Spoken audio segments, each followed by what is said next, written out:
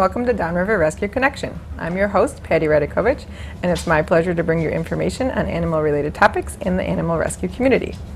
On today's episode, we have Officer Aaron Bertera. He is the Animal Control Officer for Downriver Central Animal Control, and some of you may remember that he was one of our first guests on our show last year, and so we wanted to invite him back and do a follow-up and see how everything is going. So thanks for being on the show, Aaron. Patty, I really appreciate you having us on your show and being able to present a nice message to your audience and letting people know about our facility and just new things that are happening and in the state of Michigan, downriver, and just overall some good tips, and I thank you for having me. Oh, you're welcome. So why don't we start with, you were just telling me that there is a few new changes that came out in the state of Michigan. So can you talk just about those, how they affect all animal control in Michigan? Absolutely. So the state of Michigan, we've been a little bit behind on catching up with animal law, and we are doing a good job at right now just trying to play catch up.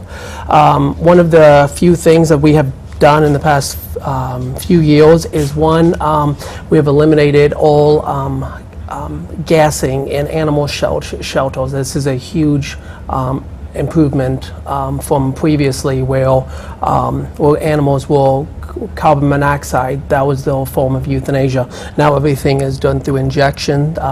American Veterinarian Association feels that this is the most humane way of euthanizing animals, and we are proud to say that we have done it since I have done that, since I've been an animal control officer. Another really good thing is the state of Michigan is now putting a bittering agent in antifreeze. Before it was kind of sweet, so the animals would drink it and they would get sick and they would die. The good thing now is that there's a bittering agent which is going to prevent that from occurring in the future.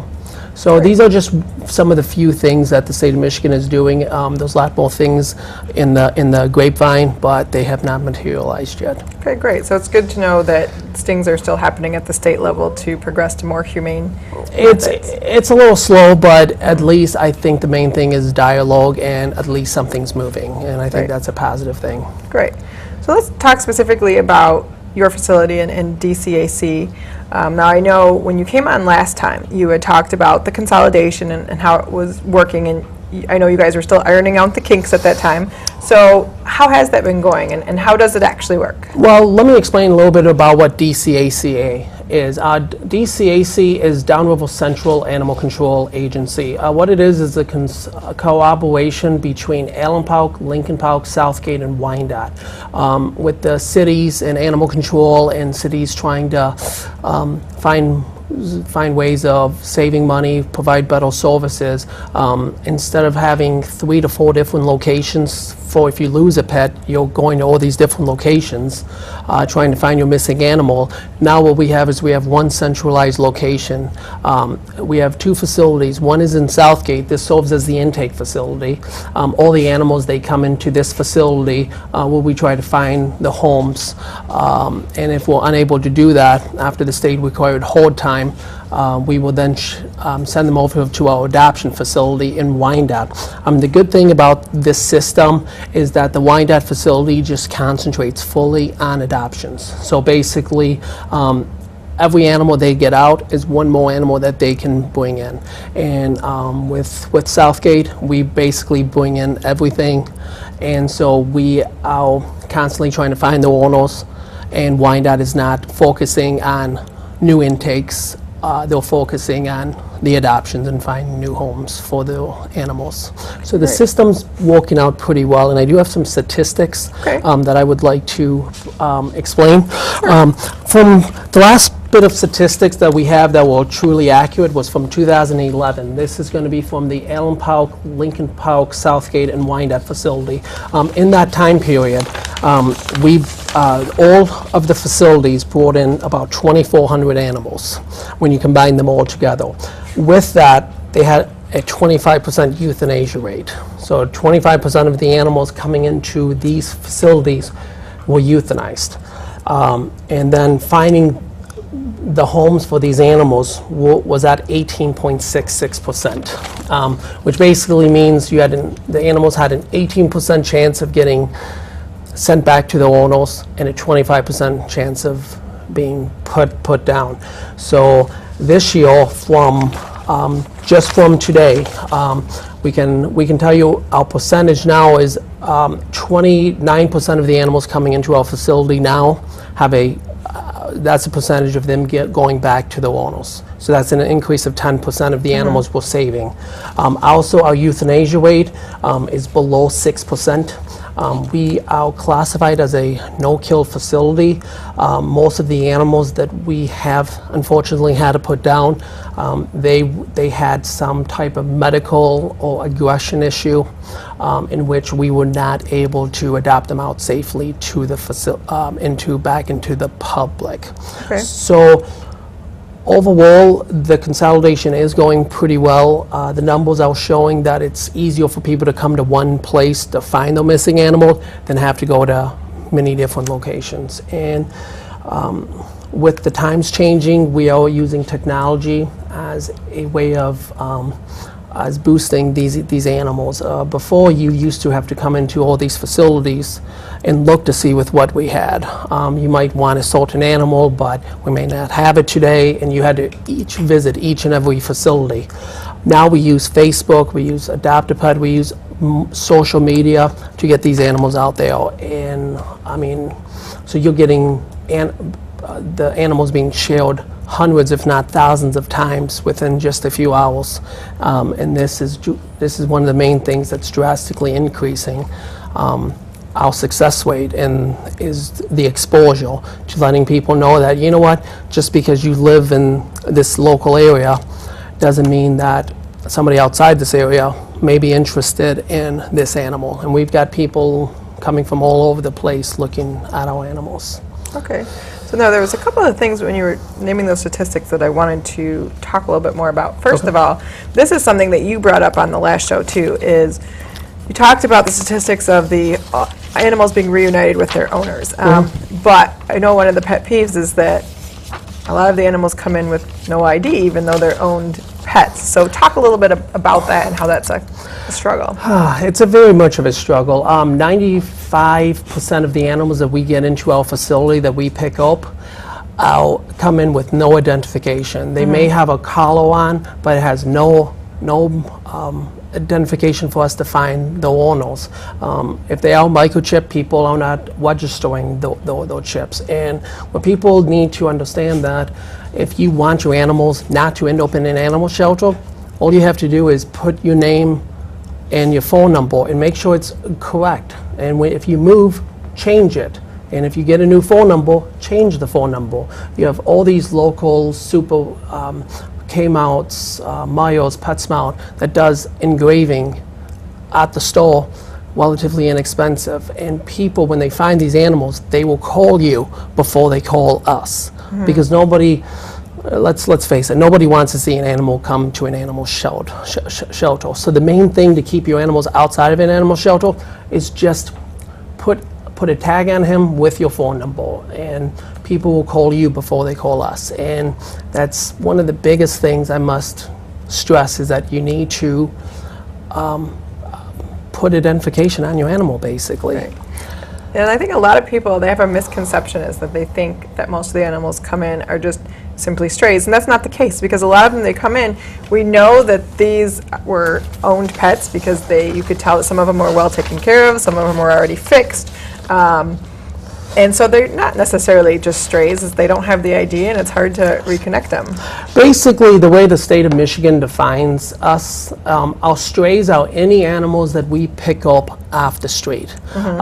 Even if the animal does have some identification on it, it's still considered a stray. So basically this year, 78% of the animals we got into our facility were strays. And then we have another 15% that people were not able to take care of that were give-ups. Everything else are basically, we break it down between bite holds, police cases, and we do abandoned animals. We want to keep track of how many people just abandon their animals. But with all the bite cases, police, and abandoned animals, that makes up less than 8% of the animals that we get in. And like I said, 78% of the animals coming into our facility are strays, yet only 29% are actually going back out. Right, and so of those strays, even though they're legally classified as strays, a lot of those based on the condition they came in, that they came from a home. Well, absolutely. You don't have just a dog just all of a sudden just wandered into the area, and then all of a sudden it's a lot of people, I hate to say this, but a lot of people just let their animals go, and it's really sad. It's sad, and people's perception is somebody else will take care of it. Right. Somebody will find them a good home, and if people just would come to us and bring us the animal, and for us to explain to them what our policy is and everything else. We do charge a fee for you to surrender your animal, because those money involved in taking care of your animal, giving it shots and everything else, but I'm never going to let an animal suffer because of somebody's inability to pay. But the main thing is for people to be honest with us. Let us know that this is your animal and that you need to find it a new home and you can't take care of it, because we would much rather see the animal in our care where we can give it the necessary vaccines than to just see it on the street. Right, and two of the animals that you brought today are ones that these were strays, but by looking at them, they seem like they were somebody's pets. And we can actually, I think we can bring them out. They'll be good enough to stay with us, so we can bring them out now. This is Landon. They're a Spaniel mix, and this is London. They're about 8 to 10 months old, and they are both very sweet, and they are available for adoption at the Wyandotte Adoption Center in Wyandotte. These animals, like I said, we picked them up, and we thought the owners were going to call us. We posted them online. We tried finding who they belonged to.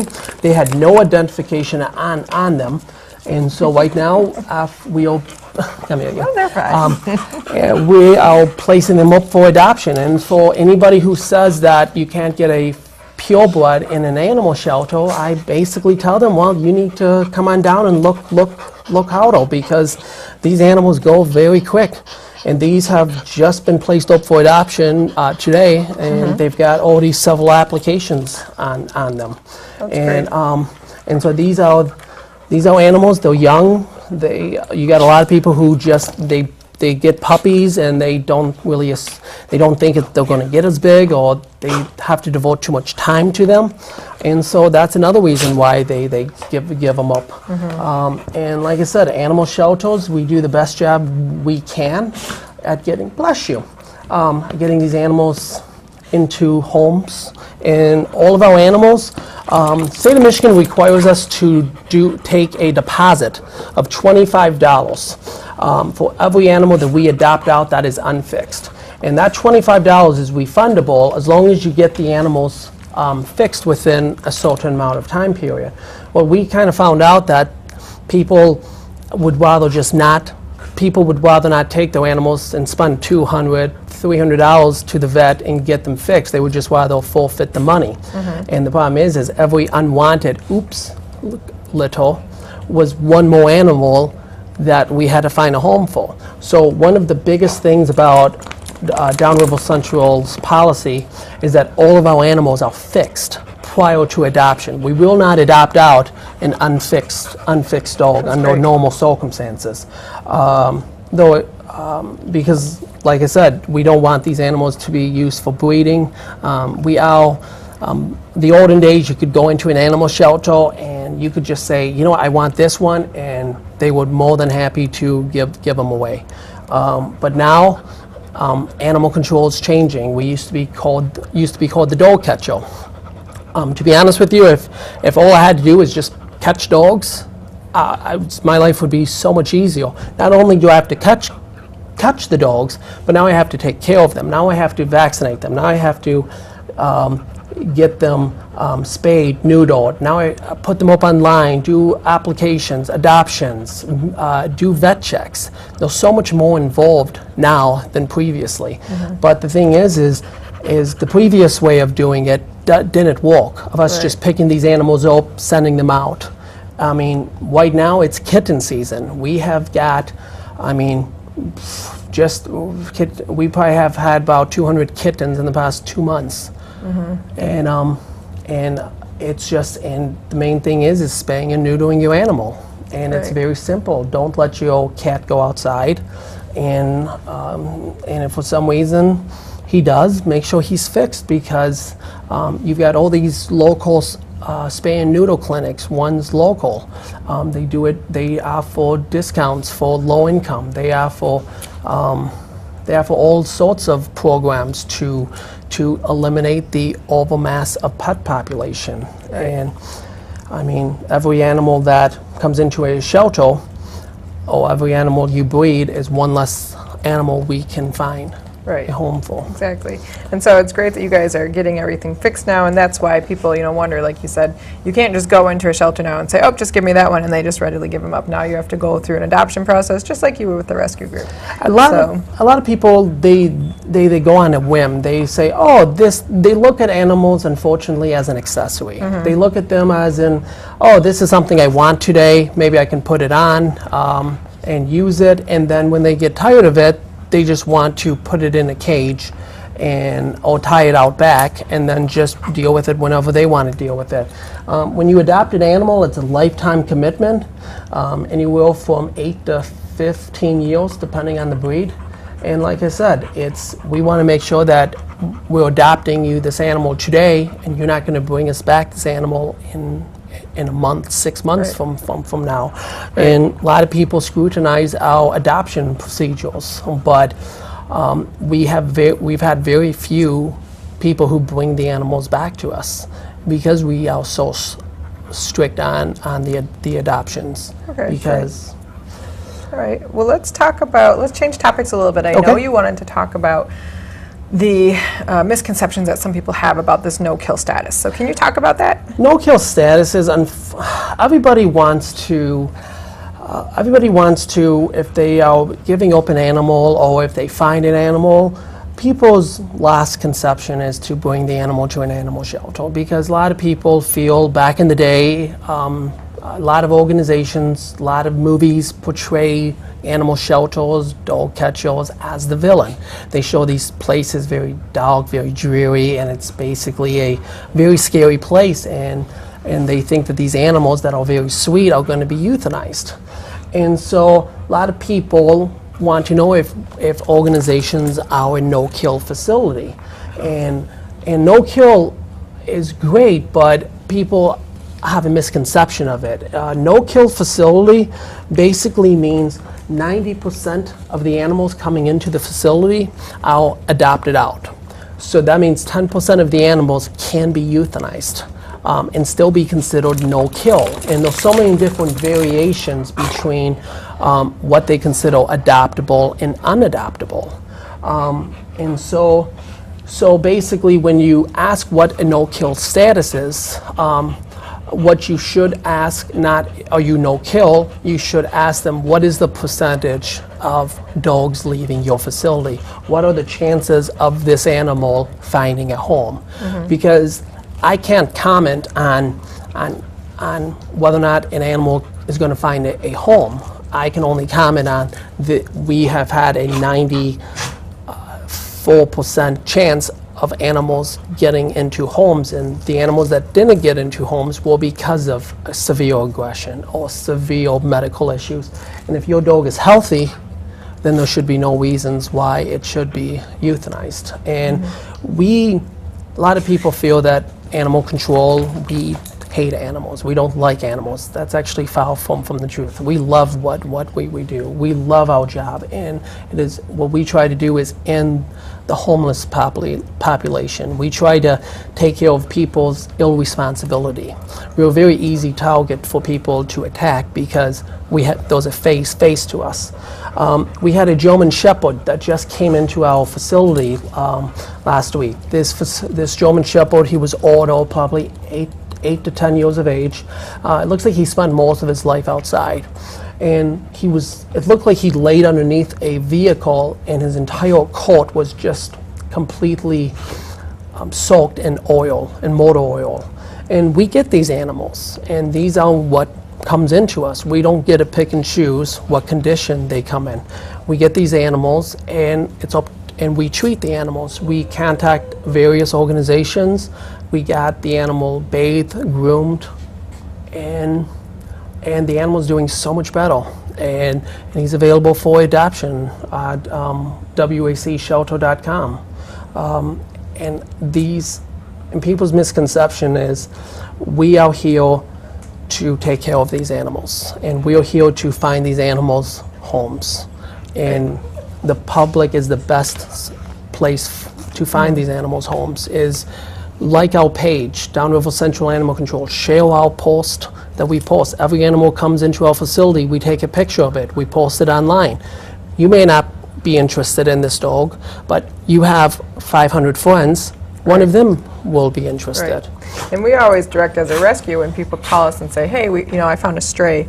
Can you guys take it in? And we always direct people to the shelter. Say, no, you have to take it to the shelter, because what if this was somebody's pet? That's the best way for somebody to be able to find their pet again. I mean, hopefully obviously it doesn't have ID, or they would have called. But people have this mistaken idea that these shelters are these awful places, and we want to turn around that perception that the public has. It's a slow progress, but I do believe that we are definitely toning around the perception of what people feel about us. And when people lose their animal, we don't like it when people keep an animal, because they may refer to an animal as a Maltese, but it's a Shih Tzu, or it's a Chihuahua, but it's a Fox Terrier. And these people are calling missing their animal, and I might be on the phone with you talking to you, but you might come in, the owner might come in, look, and not see the animal. That's why it's so important for us to be able to find these animals, take them in, show them online, allow the people to come on into the shelter and look at these animals. And if you're worried about this animal being put down, put in an application for this animal. At the end of the 5 days, if you're interested in adopting, put in an application. We'll adopt it to you. He will be fixed, sterilized, heartworm tested, and given his shots. And it will be a lot cheaper than what you would get at your veterinarian. Okay, so you guys have some exciting news that I want to talk about. You have an expansion that you applied for a grant and got a grant, right? I did. I was really excited on this. I applied for a grant, and I was very busy, and I said, you know what? I'm just going to shoot for it and see if I can get it. I wrote it, and to be honest with you, I wrote it as very quickly, but I basically explained. We have a facility. It's not the most ideal facility. When we got into our facility, like you said in the beginning, we were working out a lot of the kinks. One of the kinks was our cats were right next to the dogs, and it stressed the cats out a lot, and it made adoptions very difficult because they were very fractious because of the dogs barking. So we converted our volunteer room into the new cat room. It's a very small area. It made the cats more socialized, less quiet in there, but unfortunately it didn't really give our volunteers any place to actually go and relax or actually interact with these animals. So I applied for a grant, and we got a grant for $30,000 for for a new cat room, and it's 21 by 40, and the cats are going to be on the complete opposite side of where the dogs are, and so we're expecting to be able to house between 70 to 100 cats just in that one room. The also good thing about that is our old cat room that was right next to the dogs, we're going to convert that into small dogs, so that the smaller dogs have a place to go to away from the bigger dogs, and our big cages can be used more for the bigger dogs. This will eliminate overcrowding, which is our hope. Will again reduce the chance of us having to euthanize because of space issues. Well, that's great. Well, congratulations on getting that grant. Well, we're very excited about that. And just some other things that we try to do for the public is we offer a vaccine clinic once a month. It's the first Friday of the month at our Southgate facility. We do this for the protection of the public. We want to make sure that these dogs are vaccinated, so in case they do get out and they are scared and they do bite, that they are up to date on the shots. And what's important about that is you then are making sure that people who may not be able to afford veterinarian care have the ability to get their animals seen by a licensed veterinarian.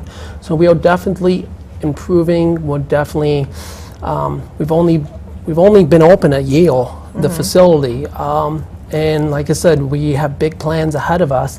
And if anybody wants to ever realize what an animal shelter is like, and just come down and volunteer. We have an orientation. You can see exactly what's involved, and you can help us improve the lives of these animals, because without us, I mean, they are special, and those are the reason they're called man's best friend. I want to thank you so much for coming on the show and talking to us again today, and I'm sure we'll have you guys on again to do some more updates. And so if you want information on their facility, you can go to their website at wacshelter.com. We all look forward to your day when all pets are treated like family and everyone has a home. Until that time, we invite you to be part of the solution. And remember, please spay and neuter your pets. See you next time.